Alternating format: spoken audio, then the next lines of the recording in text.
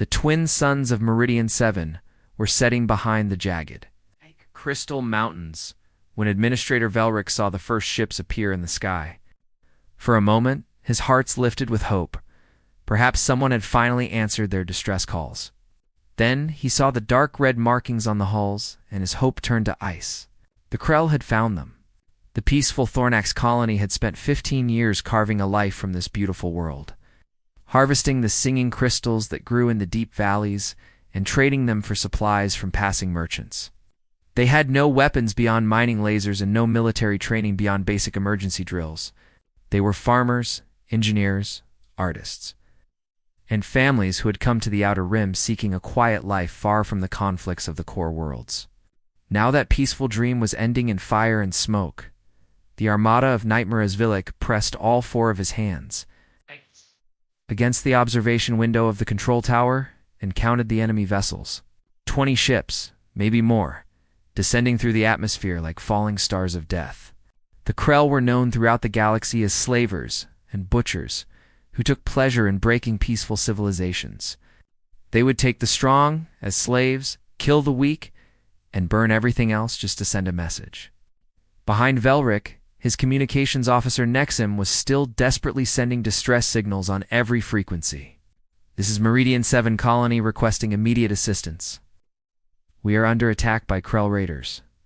15,000 civilians need evacuation. Please, anyone, we need help now.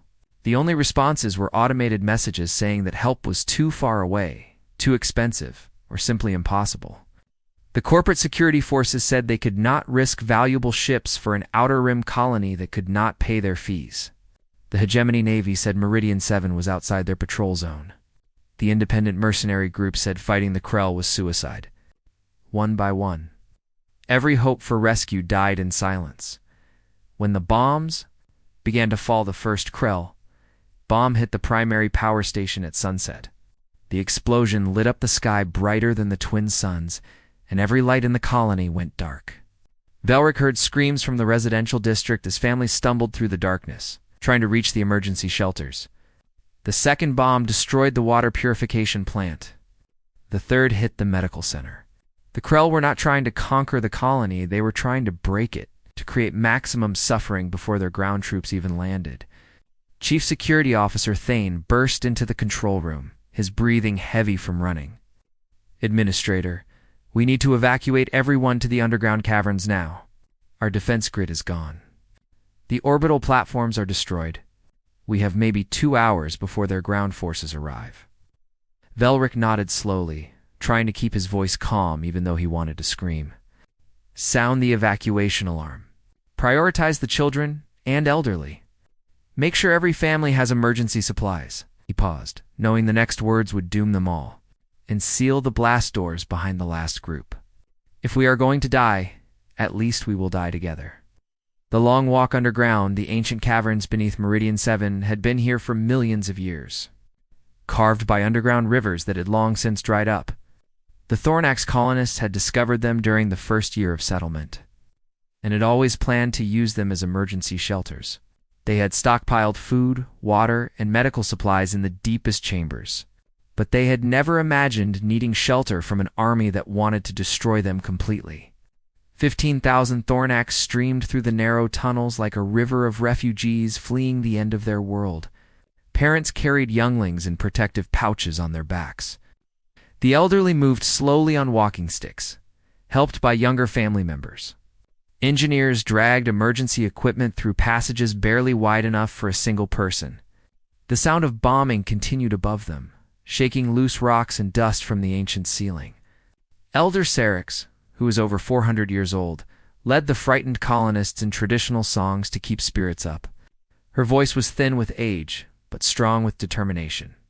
She sang about the crystal caves of their homeworld, about the courage of ancestors who had faced impossible odds, about the silver light that would guide them through the darkness. The children joined in, their young voices mixing with the old, creating harmony in the midst of horror. The failing, systems young engineer Terex worked frantically in the environmental control room deep beneath the surface. The life support systems were designed to support 5,000 people for a month. But with 15,000 colonists packed into the caverns, the air recyclers were already struggling. The carbon dioxide levels were rising. The oxygen levels were dropping. At this rate, they had maybe 10 hours before people started suffocating. She stared at the control panel, running calculations in her head. If she diverted power from the non-essential systems lighting, heating, water recycling, she could boost the distress beacon's range by 300%. It might reach systems that had never heard their calls for help. But taking power from life support meant everyone would have less air to breathe. Some of the weaker colonists, especially the very young and very old, might not survive even a few hours of reduced oxygen. Terex made her decision. She was young, barely past her first molting, but she understood mathematics and probabilities. If no help came, everyone would die anyway. But if the boosted beacon reached someone who cared, someone who would actually come to help, then maybe her people had a chance. She began rerouting the power systems. Knowing she was gambling with thousands of lives, the Krell commander certain aboard the Krell flagship Blood Reaper. Commander Verkish watched the bombing with satisfaction. His reptilian face showed no emotion as entire city blocks burned below. He had conducted 17 successful raids this year alone, and Meridian 7 would be the easiest yet. The Thornax were pacifists who believed in harmony and cooperation. They made excellent slaves because they were too civilized to fight back effectively. War leader called his tactical officer. The surface is secured. Shall we begin landing the troops? Verkish flicked his forked tongue, tasting the air as he always did before making decisions. Wait another hour. Let them hide in their holes. Let them think they are safe. Then send in the sonic charges to crack open their shelters like eggs. I want them terrified when we drag them out into the light. He had learned through decades of raiding that breaking a population's spirit is just as important as breaking their defenses. Terrified slaves were obedient slaves, and obedient slaves brought higher prices at the markets and the core systems. The beacon cries into darkness in the environmental control room. Terex watched the power levels climb as life support systems shut down one by one. The emergency lighting flickered and died. The temperature began to drop. The air circulation slowed to a minimum, but the distress beacon was now transmitting at levels the small colony had never achieved before. Its signal punched through the interference of the twin suns, through the radiation belts around Meridian 7, through the vast empty spaces between the stars. It screamed into the void with electromagnetic desperation, carrying the coordinates of a dying colony and the plea for help that no one seemed willing to answer. This is Meridian 7 colony. We are 15,000 civilians under attack. Our defenses are gone. Our people are dying. Please, if anyone can hear this, we need help. We need help now. Please don't let us be forgotten. Please don't let us die alone. Terex collapsed at her station as the oxygen levels dropped below safe limits. She had given everything she had to send that message just a little bit further. Her last thought before unconsciousness took her was a prayer to whatever powers might be listening. Let someone hear us. Let someone care. The silent void listens for light years away in the black emptiness between star systems. Something did hear. The Use Valiant was running silent, conducting deep space reconnaissance far from any charted trade routes. It was humanity's newest stealth cruiser, equipped with sensor arrays that could detect a whisper across interstellar distances. And it had just heard a scream. Part 2. Thunder from the stars. The detection communications specialist Marcus Webb was halfway through his shift rotation when every screen on his console exploded with activity. The distress signal was so powerful, it actually overloaded the filters, creating feedback that made his ears ring. He pulled off his headset and stared at the data streaming across his displays. Emergency beacon. Civilian distress code. 15,000 people. Under attack. Critical situation.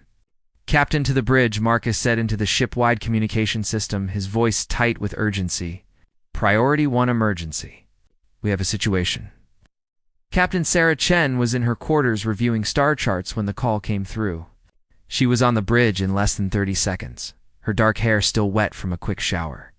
Report, she said, sliding into the command chair.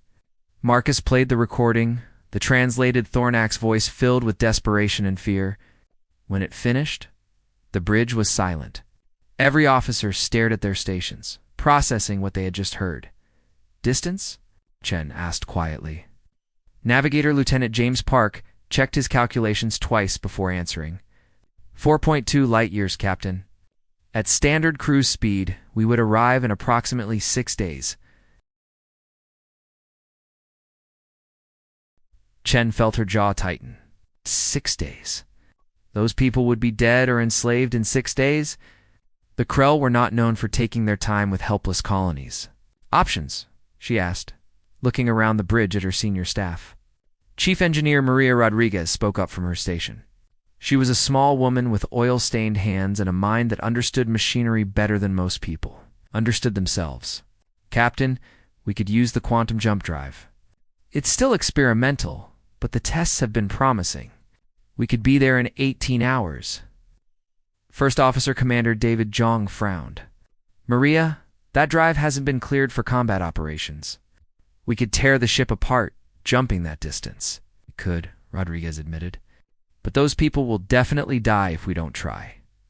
Chen looked at the tactical display showing the Meridian 7 system. It was far from any major shipping lanes, deep in the outer rim, where pirates and raiders operated with impunity. No wonder no one had responded to their distress calls. Everyone else was too far away, too scared, or simply didn't care about a small mining colony with no strategic value. The vote of conscience, I need opinions, Chen said, addressing her bridge crew. And I need them honest. This is not our patrol area. We have no official orders to intervene.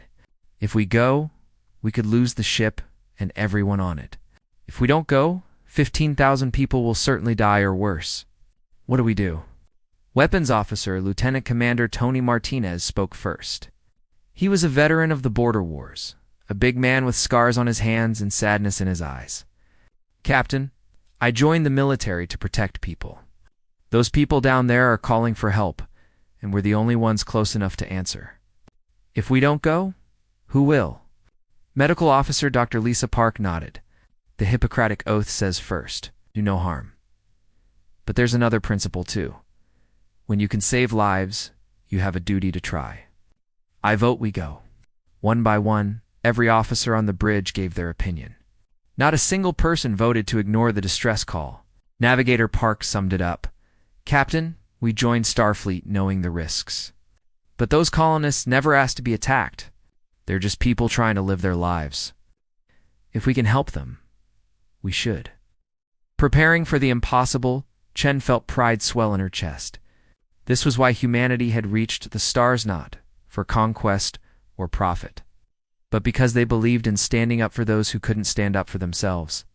All hands, this is the captain, she announced over the ship-wide communication system. We have received a distress call from a civilian colony under attack. We are going to answer that call. What we're about to do is dangerous. We're going to use an experimental drive system to cross for light years in 18 hours. Then we're going to face an enemy fleet that outnumbers us 20-1. I won't lie to you, we might not all come home. But 15,000 innocent people are counting on us, and I refuse to let them die because we were too afraid to try. All departments prepare for emergency quantum jump. We launch in 30 minutes. Chen out. The ship transformed into organized chaos. Rodriguez and her engineering team ran diagnostics on the quantum jump drive, coaxing every bit of performance from systems that were barely out of prototype stage. Martinez and his weapons crew charged every gun, loaded every missile tube, prepared enough firepower to level a small moon. Park and her medical staff cleared the infirmary and prepared for mass casualties, setting up extra beds and organizing trauma supplies. The quantum leap 18 minutes later, the U's Valiant was ready. Chen sat in her command chair, hands gripping the armrests, as Rodriguez counted down from the engineering bay. Quantum jump drive charged. Coordinates locked. Dimensional harmonics stable. Captain, we are go for jump on your mark. Chen thought about the Thornax colonists hiding in their caves, running out of air, waiting to die. She thought about the Krell raiders, who were probably celebrating their easy victory. She thought about her crew, who had volunteered to risk everything for strangers they had never met. Engage, she said firmly. The universe twisted. Space-time folded like paper. The Valiant punched through dimensions that human science barely understood, crossing impossible distances in ways that defied the normal laws of physics. Every crew member felt the quantum jump in their bones, a sensation, like falling and flying at the same time, like being stretched across light years while remaining perfectly still. Then, just as suddenly, they were back in normal space. The ship groaned and shuddered, but held together. Alarms beeped warnings about stressed hull plating and overheated conduits, but nothing critical failed. "Jump complete," announced Navigator Park, his voice shaking slightly. "We are in the Meridian 7 system. Distance to planet, 2 million kilometers. First sight of Hortha, tactical display lit up with enemy contacts. 20 Krell vessels in low orbit around Meridian 7. Dozens of smaller craft moving between the ships and the planet's surface. The colony was burning. Fires dotted the landscape like angry red stars. Weapons Officer Martinez ran his sensors over the enemy fleet and whistled low. "Captain, I'm reading 1 heavy cruiser, 5 destroyers, and 14 frigates. They've got enough firepower to glass that entire planet." "What about civilian life signs?" Chen asked, her voice tight. Park ran a deep scan. "I'm detecting approximately 15,000 Thornax in underground caverns. Life support systems are failing. They have maybe 8 hours of breathable air left." Chen felt anger burn in her chest. 8 hours. They had made it just in time. "Commander Zhang, engage stealth systems. Let's see what we're dealing with before we announce ourselves." The ghost in the darkness, the Valiant disappeared from sensors like a shadow swallowed by deeper darkness. Human stealth technology was decades ahead of anything else in the galaxy, using a combination of active camouflage, electromagnetic baffling, and thermal dampening that made the ship effectively invisible. Chen and her crew spent the next hour watching and planning. They observed Krell troop movements. They identified which ships held commanders and which held weapon systems. They noted the spacing between vessels and calculated optimal firing solutions. "They're not even trying to hide," Martinez observed with disgust. "They think they've already won." "That's their first mistake," Chen replied coldly. "Zhang, prepare a communication package. I want it broadcast on all frequencies when I give the word." Declaration aboard the Blood Reaper. Commander Varakish was enjoying his victory meal when his communications officer interrupted. "War Leader, we're receiving a transmission. Unknown origin. It's broadcasting on all frequencies." Varakish swallowed his food and sneered. "Probably one of the colonists begging for mercy. Play it." A human voice filled the bridge, speaking in perfect galactic standard. "Krell vessels. This is Captain Sarah Chen of the United Earthship Valiant. You have violated interstellar law by attacking a civilian colony. You have exactly 60 seconds to withdraw from this system or face immediate military action. This is your only warning." Varakish laughed, a harsh sound like rocks grinding together. His officers joined in, the bridge filling with mocking laughter. "A single human ship? They dare threaten us?" He activated his own transmission. "Human Captain, you are either brave or foolish. We are 20 ships against your 1. Leave now, and we might let you live long enough to carry word of our victory back to your pathetic species." Chen's response was calm and cold. "You have 45 seconds to withdraw.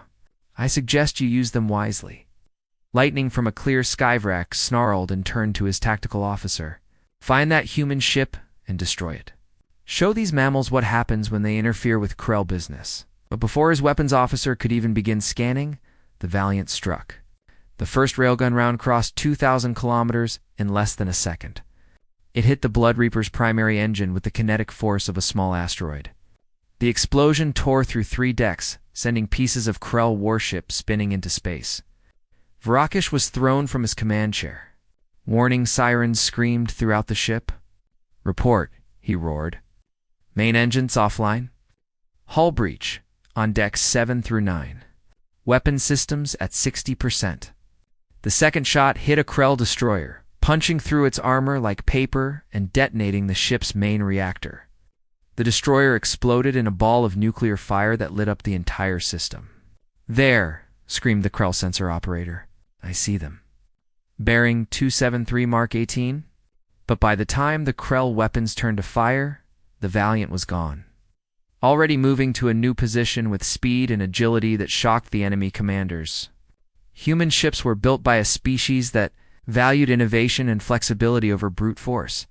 The Symphony of Destruction Martinez worked his weapons console like a concert pianist playing a masterpiece. Railguns hurled tungsten slugs at relativistic speeds. Plasma cannons superheated enemy armor until it melted. Point defense lasers swatted aside incoming missiles with contemptuous ease. The technological gap was stunning. The Krell were using weapons that were advanced by galactic standards. But humanity had spent centuries perfecting the art of warfare. Every system on the Valiant was designed by people who understood that in space combat, speed and precision mattered more than raw firepower. Enemy destroyer disabled, Martinez reported. Frigate 1 taking evasive action correction, Frigate 1 destroyed.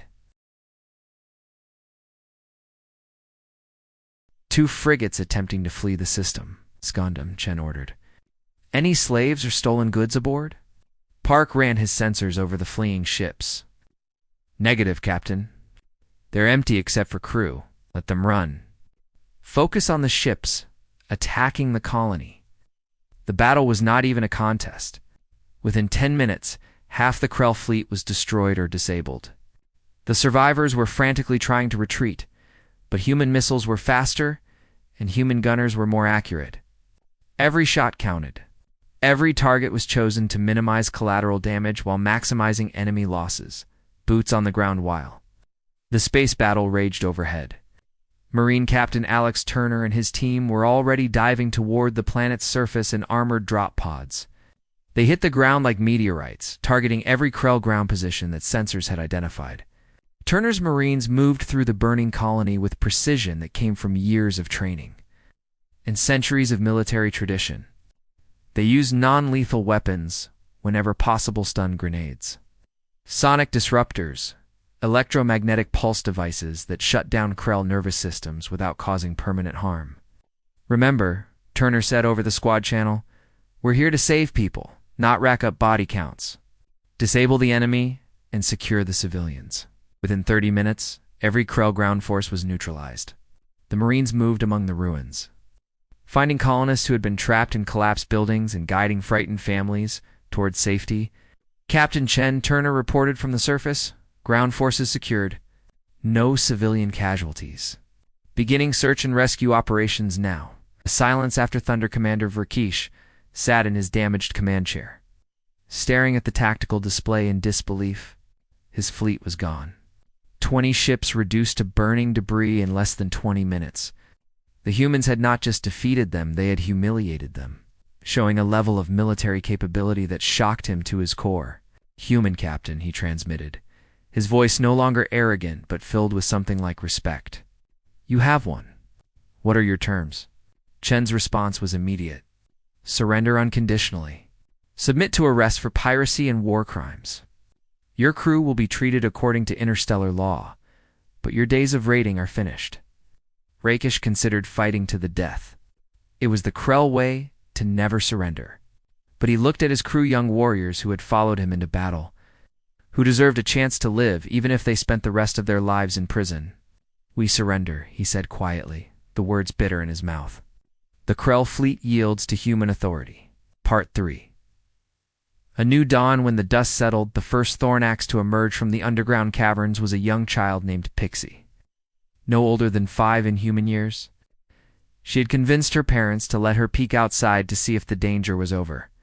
What she saw made her freeze in wonder. Instead of Krell warriors with weapons and chains, she saw humans in blue uniforms carrying medical equipment and engineering tools. One of them, a kind-faced woman with gray hair, knelt down and smiled at her.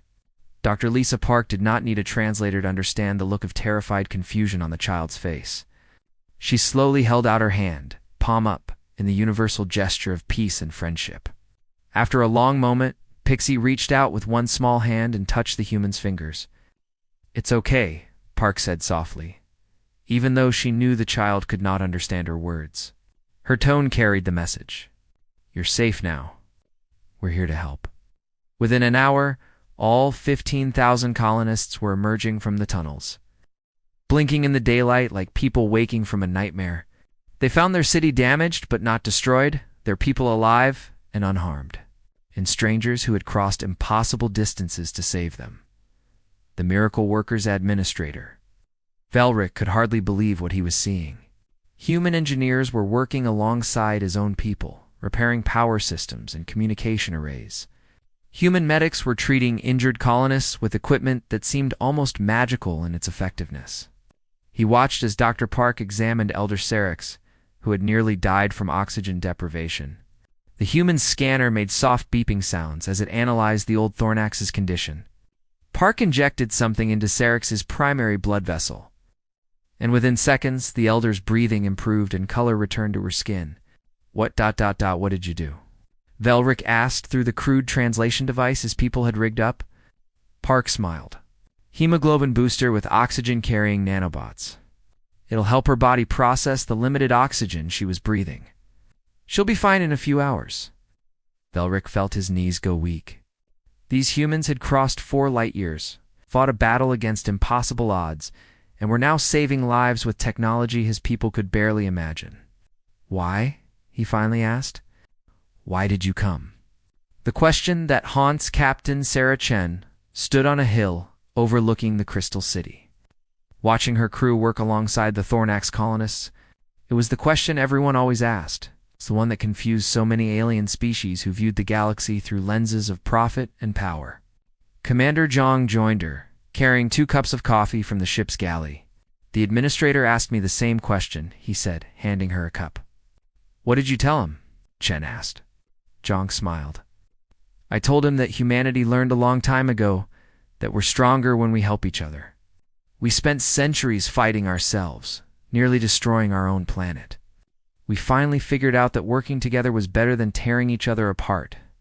When we reached the stars, we decided to apply that same principle to everyone we met.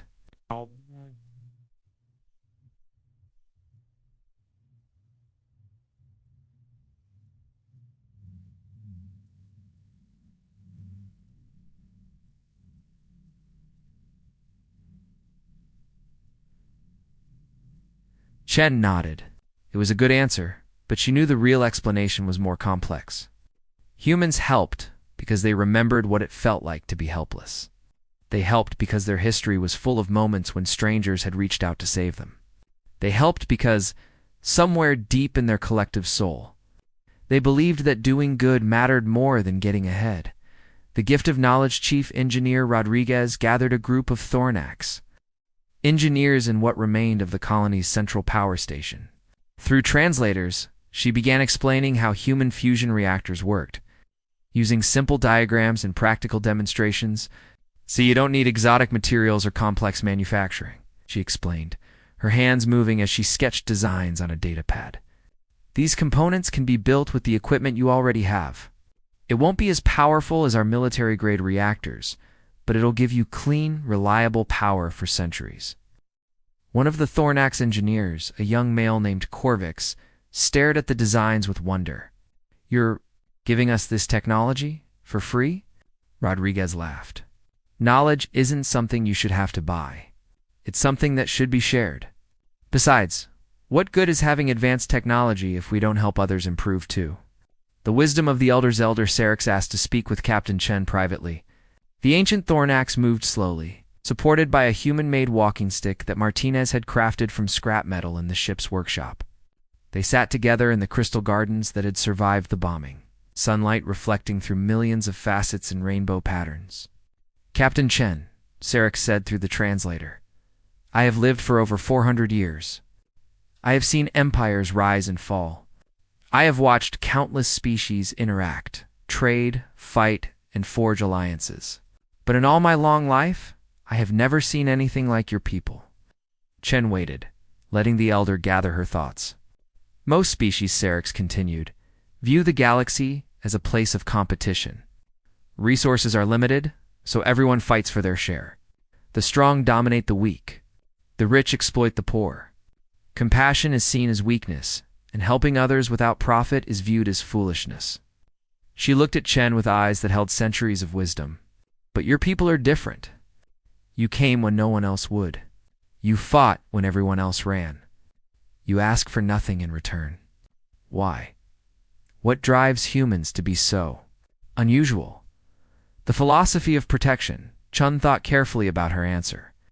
Elder Sarek's humanity almost destroyed itself once. We spent thousands of years fighting over resources, land, religion, and ideology. We came very close to making our homeworld uninhabitable. We learned eventually that survival depends on cooperation, not competition. She picked up a crystal that had fallen from one of the garden structures. It caught the light, throwing colors across her palm. When we finally reached the stars, we made a promise to ourselves.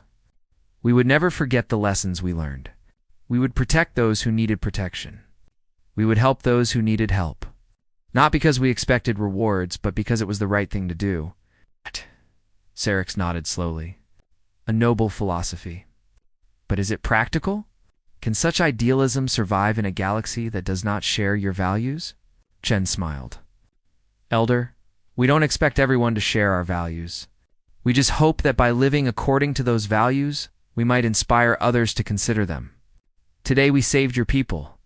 Maybe tomorrow, when you encounter someone else in need, you'll remember this day and choose to help them too.